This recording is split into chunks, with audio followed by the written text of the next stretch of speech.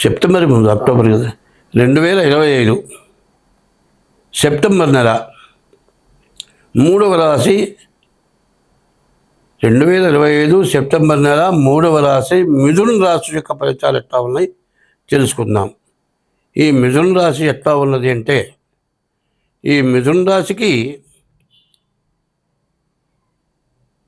ద్వితీయంలో శుక్రుడు ఉన్నాడు, రవి తృతీయంలో స్వక్షేత్రంలో ఉన్నాడు, శని 10ంట వక్రించినా కూడా శని స్వక్షేత్రంలో ఉన్నాడు. కానీ ఈ సెప్టెంబర్ నెల 13 వరకే చెబుతున్నా. ఈ 13 వరకు శని కుజుల వల్ల మాత్రం మీకు బాగా ఇబ్బంది ఉంటుంది. తర్వాత కుజుడు సెప్టెంబర్ 13కి శని కన్య నుంచి మారి తులలోకి వచ్చేస్తాడు. కాబట్టి ఈ తులలోకి వచ్చిన తర్వాత మాత్రం మీకు మంచిగా జరుగుతుంది. ఈ శని కూడా నవంబర్ 27 వరకు శని వక్రించే ఉంటాడు. ఈ వక్ర శని వల్ల నవంబరు 27 వరకు, కుజుడు మరి సెప్టెంబర్ 13 వరకు ఉండటం చేత మనకు రకరకాలైన సమస్యలు రావడానికి బాగా అవకాశం కనబడుతుంది. కానీ ఈ రాశి వాళ్ళకి రవి కేతువు తప్పితే ఏ గ్రహాలు పూర్తిగా బాగాలేవు.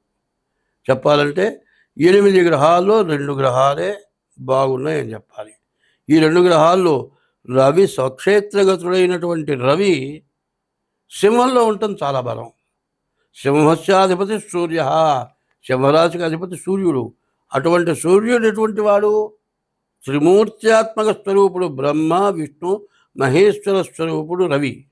ఆ రవిని మీరు ఉపయోగించుకోవాలి అనేటట్లయితే మరి ఈ శని కానీ, రాహు కానీ, గురువు కానీ, మరి బుధుడు కానీ, కుజుడు కానీ ఏ గ్రహం బాగలేదు.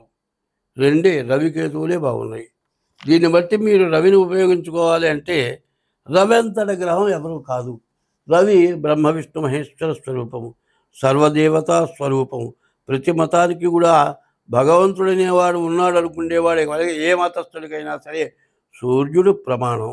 అటువంటి సూర్యుడు ఇందుగలడు అందులేదడని సందేహము వలన శక్తి సర్వోపగతం ఎందెందు వెతిక చూచిన అందందేయగలడు దానవాగ్దాన్ని వింటి అని చెప్పినట్లు ఈ సూర్యభగవానుడు ప్రపంచం మొత్తానికి ఆయన ఒక్కడే కనపడతాడు. అటువంటి సూర్యుడు సింహరాశిలో ఉండటం చాలా విశేషం.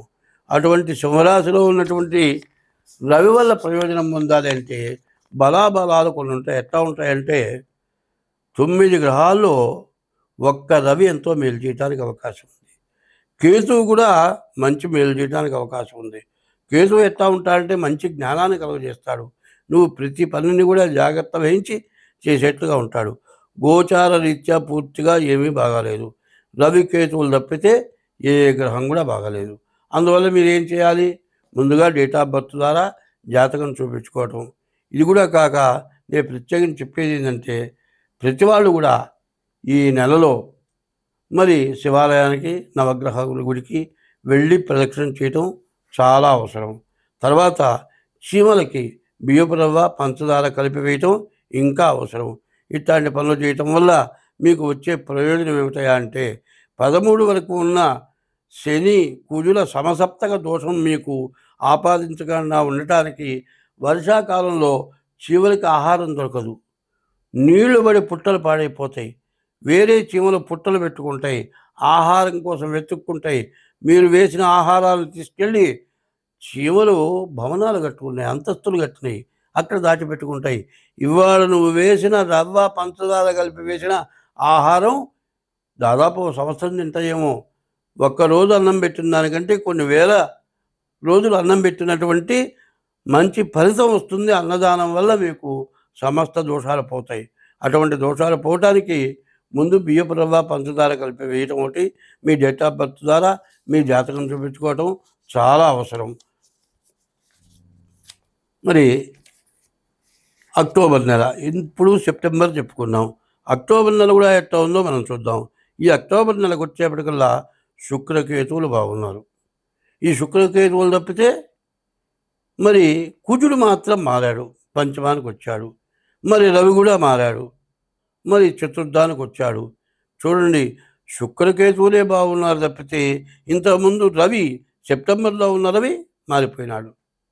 మరి కన్యకు వచ్చేశాడు. కన్యలో ఉన్న కుజుడు తులలోకి వచ్చేశాడు. అయితే శని కుజుల వల్ల సమసప్తక దోషం పోయింది. కానీ ఈ శని మాత్రం మరి నవంబర్ 27 వరకు మాత్రం వక్రించిన శని రకరకాలైన సమస్యలు తీసుకొచ్చి పెట్టడం జరుగుతుంది. కాబట్టి ఎవరైనా సరే ముందు మీ డేట్ ఆఫ్ బర్త్ ద్వారా జాతకం చూపించుకోవడం చాలా అవసరం. పైన శుక్రుల వల్ల వివాహాది శుభకార్యాలు జరగడానికి మీకు బాగా అవకాశం ఉంది. కానీ మీకు అది ఉపయోగపడాలి అనేటట్లయితే మీ డేట్ ఆఫ్ బర్త్ ద్వారా మీ జాతకం చూపించుకోవడం చాలా అవసరం. ఏమంటే మేము జాతకం చూపించుకున్నాం, మా జాతకం ఉంది మరి అంటే సరిపోలే. ఇప్పుడు పెళ్లి కూతురు పెళ్లి కొడుకు ఇద్దరు ఉన్నారండి, ఇద్దరు జాతకాలు చూడాలి. ఒకళ్ళకి కుజదోషం ఉండి ఒకళ్ళకి కుజదోషం లేకపోతే ఆ సంసారం నిలబట్టడం కష్టం. షష్టాష్టకాలు ఉన్నాయి. మరి పెళ్లి కొడుకు నక్షత్రం పెళ్లి కూతురు నక్షత్రాన్ని బట్టి షష్టాష్టకాలు వస్తాయి. ఆ షష్టాష్టకాలు ఉండేటట్లయితే భార్యాభర్త ఒక చోట కూర్చుంటే కలహం తప్పితే మంచి అనేది ఉండదు.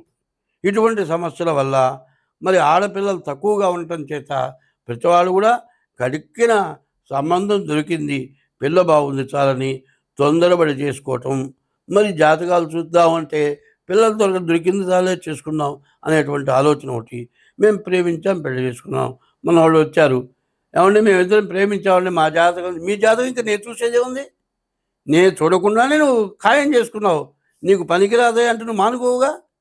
ప్రేమించుకున్నవాడు పెళ్ళి మానుకోరు, పెద్దవాళ్ళు చెప్పినా వినరు, నేను చెప్పినా వినరు, ఇంకా మంచెందుకు?